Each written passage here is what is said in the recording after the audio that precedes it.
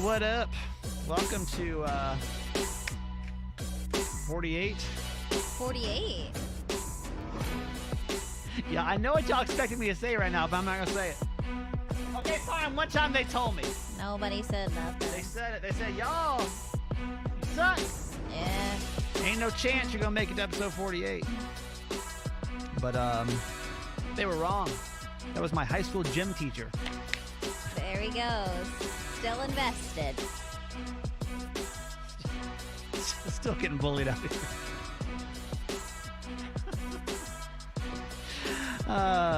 Welcome to the Uncensored podcast, Let's laugh. everybody. We gotta laugh a little bit today before we get started, because it ain't gonna be a laughing episode, to be honest with you. So, I mean, most of the time, I know you tune in, you expect nothing less than penis jokes and, you know, just trash out of us. But today we're actually gonna get kind of serious, because I am way invested in this Gabby Petito story, and have been now since the weekend. And I found myself extremely emotional last night when we got the latest news. Now, when you listen to this podcast, this news may be completely out of date, right? And that's the problem when we do like podcasts that have to do with things that are topical, developing, you know, in the moment. Jess, do you want to get us caught up though on our latest report with the whole Gabby Petito situation? I'll let you do that. All right. So this is the latest from the news. The death of Gabby Petito has been declared a homicide after an autopsy positively identified the body found in the Wyoming National Parks as hers. The FBI. And Gabby's a YouTuber, so that's why she's definitely been able to kind of get this type of media attention. I guess if you don't know the backstory at all behind this, she's a 22-year-old girl that went missing a couple weeks ago now. And she was traveling to the West Coast from Florida. Is kind of doing these vlogs and stuff, social media stuff with her boyfriend. That's what she's known for, yeah. Boyfriend comes back. Parents give these cryptic messages, text messages, and she they keep trying to reach out. They finally reach out to his family, and they're like, oh, yeah, he's been back for a week. And they're like, wait, what? Mm-hmm. Like, how's that possible? Investigation goes on. Now, this is where we are today, right? The FBI says the initial determination of the manner of death is homicide. Adding that the cause of death remains pending final autopsy results. The FBI says they're looking for information for anyone that used the Spread Creek dispersed camping area. Police are still searching for Gabby's boyfriend. His name is Brian, who has been declared a person of interest in the case. And she was missing since last week, officially. That's from the New York Post. I don't know why we're so inundated with bad news right now. I'm not sure why this story specifically has gotten me any more emotional than anything else terrible that's going on in our world right now. But I really genuinely felt for this girl. And I had that's the first thing you have to feel, right? Is like concern of like, how terrible, what a terrible early way to end your life. Now, is he guilty at this point? No, right? I mean, no. But there's a lot of evidence with him going missing that he probably has some kind of information of what happened here. And there's also information kind of showing, and people know that they have a history of an abusive relationship. Right. So things are not looking good for him, since one, he refused to speak to any sort of police to begin with, and two, he is, they can't find him anywhere. Yeah. And now that she has turned up, dead, and for him to still not step forward and say something, since he was the last person with her, obviously everyone is going to assume the worst. Right. So what we want to focus on today's Uncensored podcast is kind of just breaking down this story a little bit more. And I wanted to bring our friend Anna in. We work with Anna, and Anna's got a podcast too. And I think you're on now. There she is. Here I am. I'm on. How are you? I'm good. How are you? Good. Thank you for doing this. Of course. So the reason I reached out to you is because you can somewhat relate to this situation. And I think that I've got so many questions. Sure. Because as someone that's never been in a abusive relationship, obviously I feel for it. I just can't say that I quite understand it, of how it gets to a point where things could get so escalated.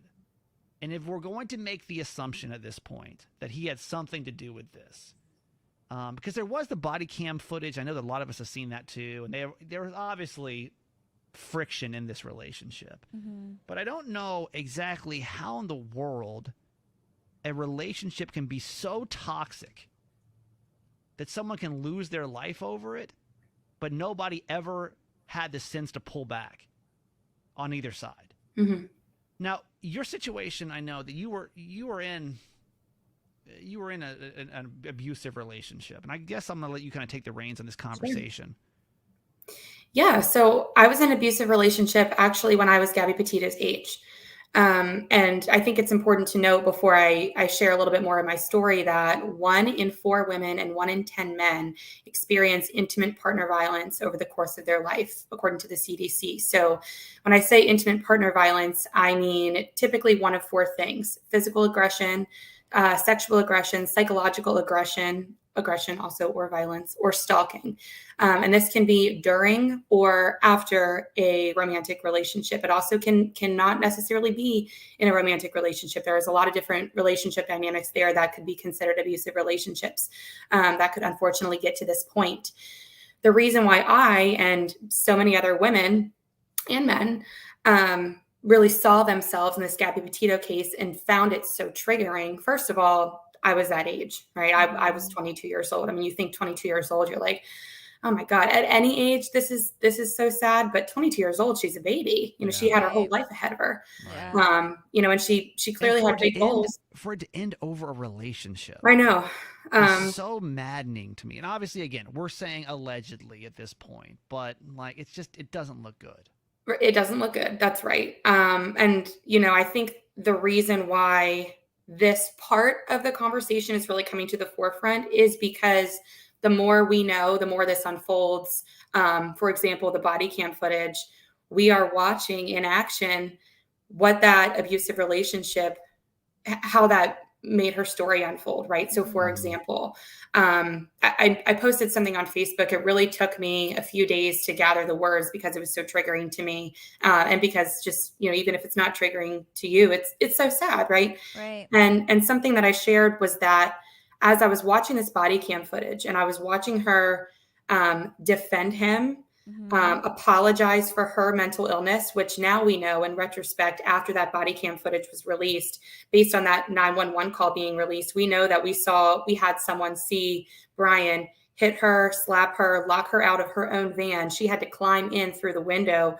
And that's why he had scratches on his face. I didn't know this part. We didn't hear that in the body cam footage. And now we can tell even more so how abusive this relationship really was. Wait, I'm sorry, really quick. How do we know that part? The 911 call was released after the body cam footage was released. So the reason why they were even pulled over in the first place is someone reported a domestic dispute. And when they were in Utah. That's right. Yep. Okay. And as the police were following this car, that's when they started to speed up. They hit the curb. They were pulled over. They were separated. They were spoken to by the police.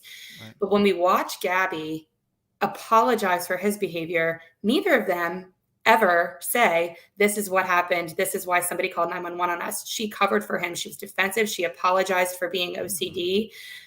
She apologized for pretty much, because I'll be honest, by not knowing that first part of the story with the 911 call, he looked like the victim. It sounded like he was completely, she was the one that kind of, it's my fault. Yeah, all these issues. He was painted as hysterical and as an aggressor. Yeah, the first thing I read was like she pushed him, and like it was like she was doing some physical things to him. That was, I remember, one of the first things that you would see when the story came out. Yeah. But I think, the reason why people like me saw that footage and realized, oh, this is not good.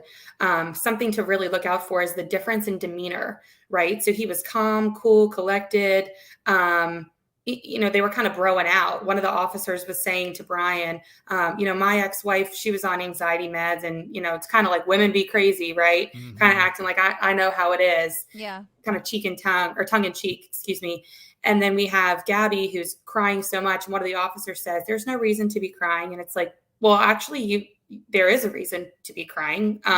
Clearly, somebody just called and reported to you that she had been physically assaulted. And even if she wasn't physically assaulted, it's really important. If the most important thing I can share here on this podcast today is that psychological violence is violence, right? Mm-hmm. So verbal abuse, mental abuse, emotional abuse, that's abuse. Yeah. And whether or not you get slapped, scratched, murdered, it can and will get to that point. And even if it never does, that abuse is still abuse in and of itself, and it will wear you down and it will destroy you.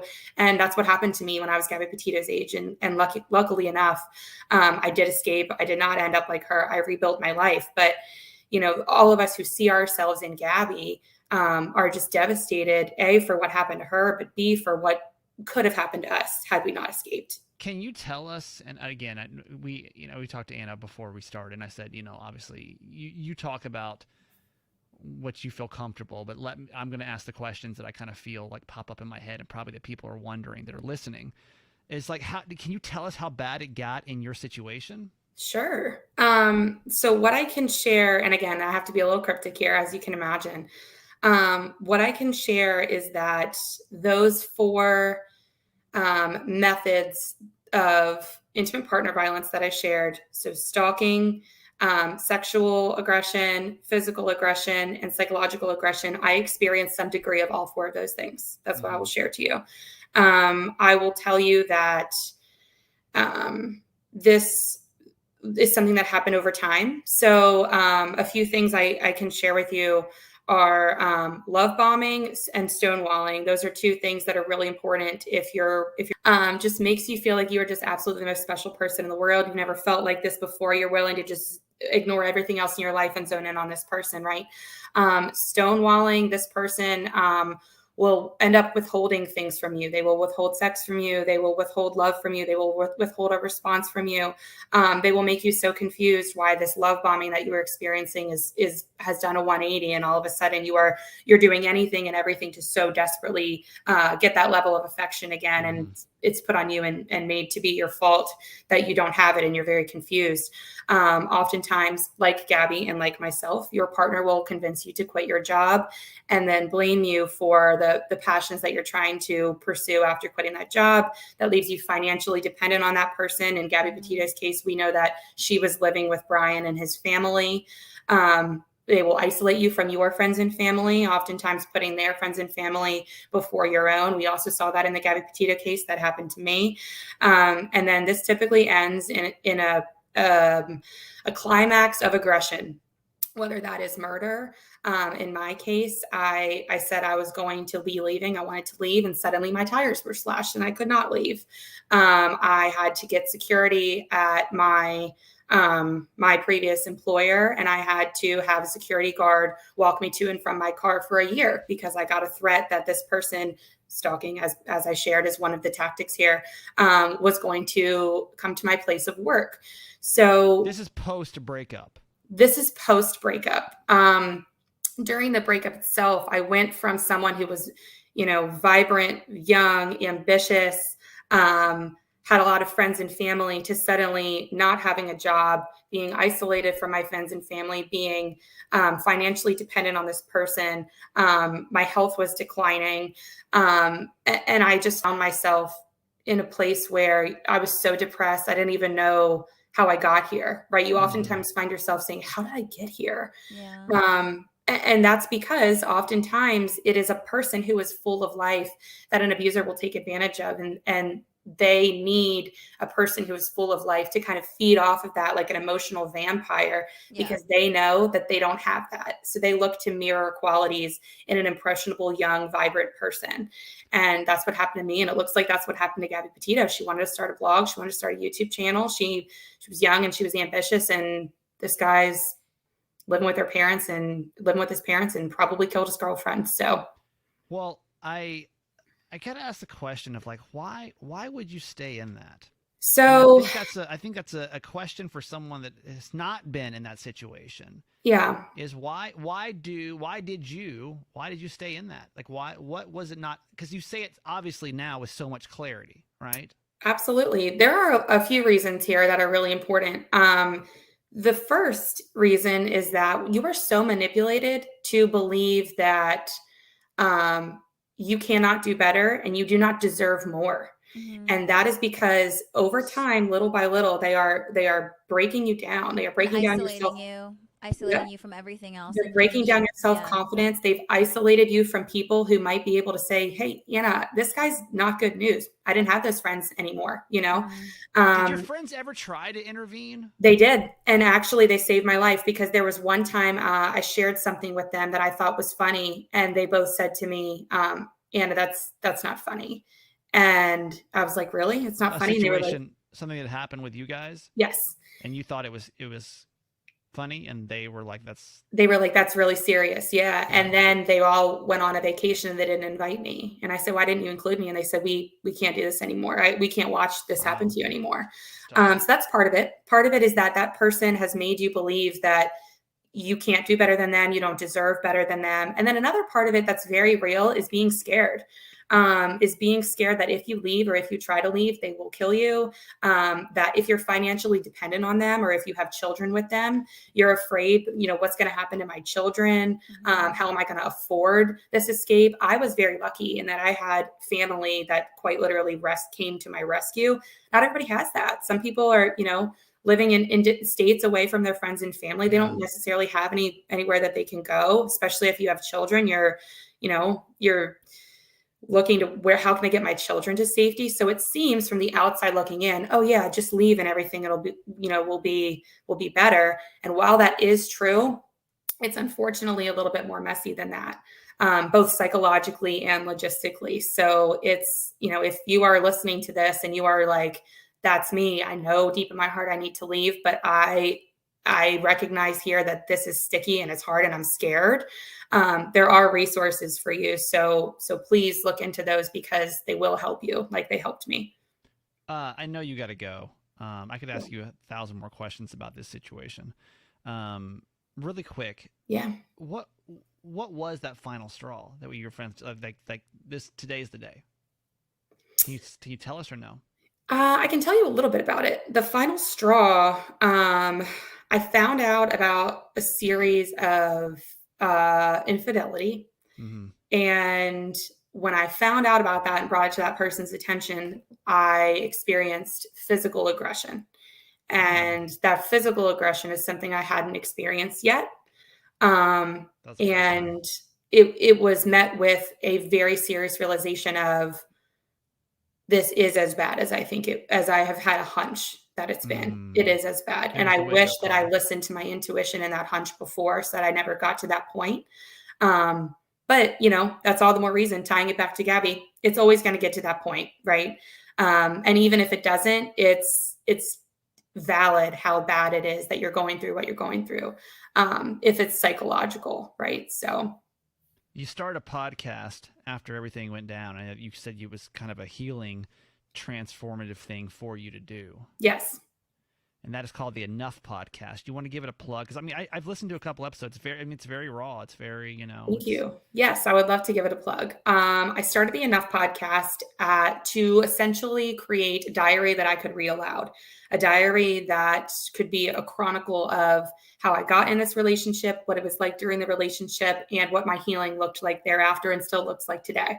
A lot of people who experience intimate partner violence face a lifetime of trauma that looks like PTSD, therapy, medication, self-doubt, trust issues, paranoia, etc. So sometimes we talk about fun and silly things or topics that aren't necessarily directly related to abuse, because I have really come back to myself and come home to myself in my healing journey. And I've uncovered new passions like women's health, personal development. So we talk about those things because I fully believe that part of that healing process is rebuilding a vibrant life. We also talk about very serious topics that are directly related to abuse. So we have experts in this field, psychologists, psychiatrists. We talk about addiction. We talk about mental health, things of that nature. But really the reason why it's called the Enough Podcast is that we explore the double meaning of the word enough, right? So I am enough as it pertains to worth, and I've had enough as it pertains to boundaries. And our belief is that when women believe that they are enough, they are more equipped to say, I've had enough. But when you don't have that worth, you're never going to speak up and say, that's it, I've had enough, no more. So we explore that concept of enough in love, in work, and in friendships. And we believe that it translates to every area of our lives. So really passionate about the podcast. It's a passion project, but it's also a business. You can find it at enoughbiz.com. That's enoughbiz.com. You can also listen to it wherever you listen to podcasts. Look at you. You're a real pro over here. Thanks for opening up about it. I know it's not your favorite topic to talk about, but I think it's important. And, especially when we get news headlines like this, and you've got a Zoom call to get to. So I sure do. I'm a busy woman here. Thank you so much for having me. I really appreciate it. Absolutely. Talk to you soon. Take care. See ya. Well, Jessica? I think just to say too, I think it's really important if someone that you're close to ever does come to you with a situation like that. I think sometimes we always kind of talk about overstepping boundaries when it comes to family or friendships. Like, I don't want to get involved in the relationship. I don't want to say anything. It's not my business. It's not my business. When there's a lot of red flags like that, I feel like you have to be willing to risk the friendship because in those types of situations, it's definitely necessary to say something and to step in, because I feel like when you are in that place and you are in that state, it's like you're not yourself and you don't see clearly and you don't even see what's going on, really. And so sometimes you have to literally be picked up and pulled out of that situation, otherwise you won't see the other side. I'm going to ask you a question. Feel free to say I don't want to talk about it. Do you consider yourself to have been in an abusive relationship before? Yeah. And what makes you say yes to that question? It's like kind of what she had mentioned. It's the psychological abuse and the manipulation and like the tactics of isolating of them isolating you from everything you know and everything that is familiar to convince you and brainwash you into thinking that you cannot survive without them. This sounds familiar to you. Yes. Very familiar. Oh yeah. This is the situation that I was in. And it happened over time because it's like they like set in the seeds here thinking like they plant the seeds first and then keep you there to a point where it's almost like you don't know how you got there, and you're so invested in the relationship where you're like, well, that they are that person in the beginning. I know that's them. I know that's their heart. I know that you're is trying who to they get back truly to are. Like day one. This right here is just we'll get through this, or this is a bad day, or they suffer from mental illness, so they're not thinking clearly, kind of thing. So that's kind of, I feel like that's how it gets there. I'll kind of ask you the same question of like, why would you? And I'm genuinely asking this because I'll take my marriage, for example. Hindsight of my marriage, I'm like, wow, there was a lot of not great things in there. I was by no means an abusive relationship, so I'm not trying to be like, oh, me, but like I can see in a small sense of how in hindsight, it's like, oh my God, like the fuck was that, But like, there's some situation, like listening to Anna's situation. We don't know enough about the Gabby situation yet, obviously, to really. We know enough, though. We know enough that like she was being abused. Why the fuck would you not leave? Like, take me. Can you take me to your worst day that you consider to be like the height of your abuse in your relationship? No, it's honestly because this doesn't happen overnight. Yeah. I don't know how long they were together. I don't know what they've been through together. That's the thing too. Yeah. When you go through traumatic experience with somebody else, that person takes advantage of those situations to convince you to think that you can't get through anything without me. That's there, how you felt. I was there for you through this. They turned on you, but I didn't. I was here for that. Manipulation. And so it's that, but then also on the good days where it's the love bombing, and then it is the good person, and then you have a bad day. So it's like overlapping and layer after layer after layer, because it's like, why don't you walk away? But it's like that shit doesn't just happen, out of nowhere. It's not like you just wake up one day and he's like attacking you. No. It's like it's because you genuinely don't feel like you have a life after it. Like, I honestly thought like I had to marry that person. Like, I had to. I almost too, it becomes your fault. Like, I got myself here. You thought it was your fault. The reason he was the situation was, or that the reason or he was treating you it got that? so well because it's like, well, the whole like not being enough thing. There's nothing there for me after this point. Who's gonna want me? Like, you felt that way. Yeah. And also I think like the whole isolating things, that's why there are so many issues with like my friends and my family. And it's like, I mean, obviously I think one of the number one things everyone knows about me at this point is how close I am to my family, and to basically isolate them from me and like brainwash me to like think and believe that like they were the bad people and they didn't love me and they were the enemy, you know? Tell me more about that.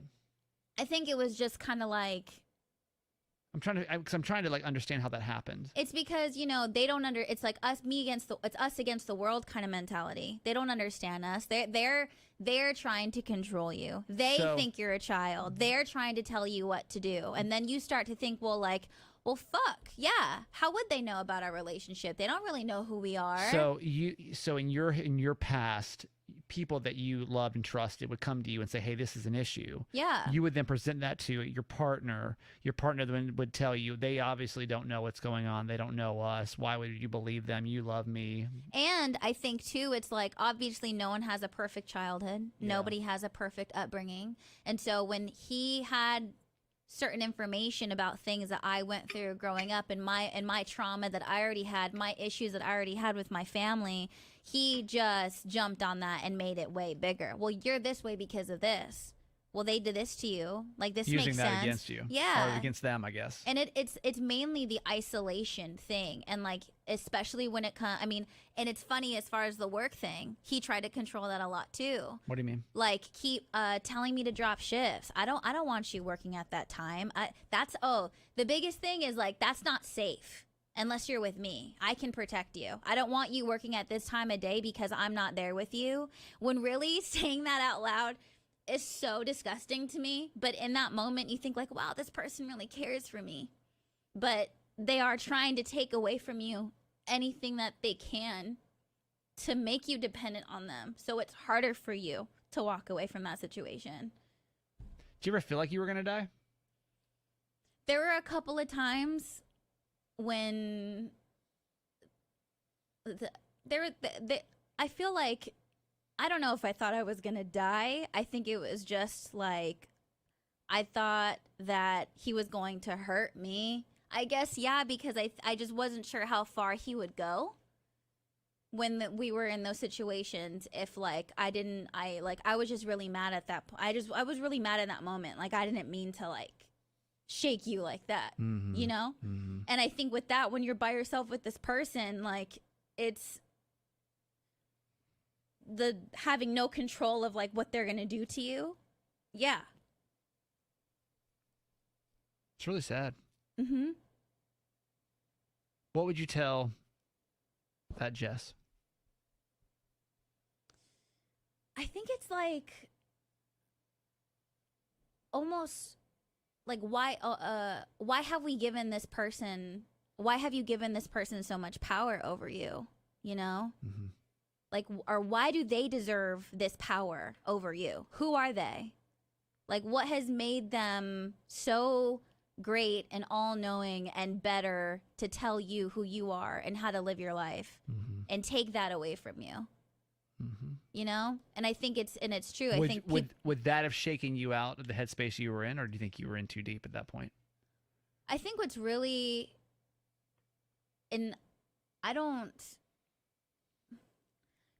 what breaks my heart about this situation is because I feel, and like what I mentioned earlier, is sometimes when you're like, you can't see. Mm-hmm. That's why I say, like, you know, when you do find things out about this, and like even when you see triggers, because obviously I stopped my situation to where it could have, you know, ended up in a way, way, way worse situation. But there were so many red flags, but you make excuses and you're blind. Mm-hmm. Like, you genuinely don't, you're convinced that that's your reality, and you can't see outside of that until it gets to a point to where I'm fucking terrified. Mm-hmm. And it got to one of those moments for me to where like, I was like, what the fuck am I doing? You know? Right. So I think mainly for me though, I had one time where I was just like, do you like, we're here. Do you honestly want to feel like this for the rest of life? Like, do you think you can survive mentally and emotionally and physically just in this feeling right here? And like the question of him doing something to me, that wasn't even in it. I was just like sitting in my house and like the apartment we were in. And I'm like, am I honestly going to be this miserable for the rest of my life? Is that what's going to happen to me? And I was just like, I can't, you know? Yeah. I think it's really, I mean, for you and Anna, I appreciate you guys both sharing your stories because, again, you may not realize you're there until it's bad. Oh, yeah. You know? And also what is the most fucked up part, it is like PTSD, because when you get out of it, all of these things are coming to you and you're like, what was that? How did this happen? And then you feel embarrassed and ashamed that you even did that or were experiencing or put yourself in that position in the first place. Yeah. But that's just all a part of it. And I feel like if there's anything that we have to remember, even if it's like a toxic relationship, a toxic situation, a toxic work environment, whatever it is, it's never too late to change your direction. And no matter how hard it is, and yes, it's going to take a lot of work and it's scary, but it's never, ever too late to do that. Well, and the alternative, always not the best. Right. You know what I mean? Right. I don't want to see anybody else lose their life over a relationship. It's sad. It's got to be, to me, one of the saddest ways to probably lose your life. You know what I mean? And I'm just proud of people like you and like Anna. And thank you again to Anna for coming on today, because I think the more that and you probably felt super alone in that moment too. Like, yes. Nobody else's relationship is fucked up like this, so like I can't. It's alone because you're like embarrassed. Yeah. I think the more that like you guys are able to share your stories and recognize early on. Yeah. Well, the more serious episode of Kramer and Jess Uncensored. Thank you to everybody that hopped on our YouTube show today. In case you don't know, we do the show live on YouTube as well, so you can kind of interact during the show. I know Celia jumped on and Shannon D hopped on, so thank you guys for saying hello and for checking in, and for you listening here on the podcast. We just appreciate you too. Let us get serious and open up. I'm sure Jess would be more than happy to. Would you be more than happy to talk to people about it? Like on social, if somebody felt like they need somebody to like run this by. I always feel like people turn to us sometimes because we're a little unbiased, you know what I mean? Like we don't really necessarily like we're all like radio friends, podcast friends, but like we don't really know your full situation, you know? So would you be a good person to turn to, you think, if somebody needed to run their situation by you? Of course. You guys can always reach out to me on social at Just Do It, JESSDUITT.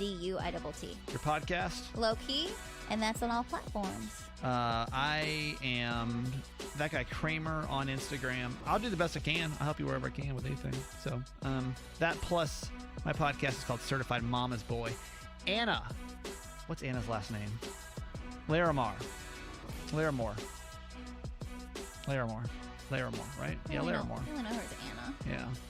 Yeah. She has a podcast called the Enough Podcast. Let's go support her, subscribe, and do all the good things. Check out a few episodes. All right, thanks for getting serious with us. We'll see you next week. Bye. Bye.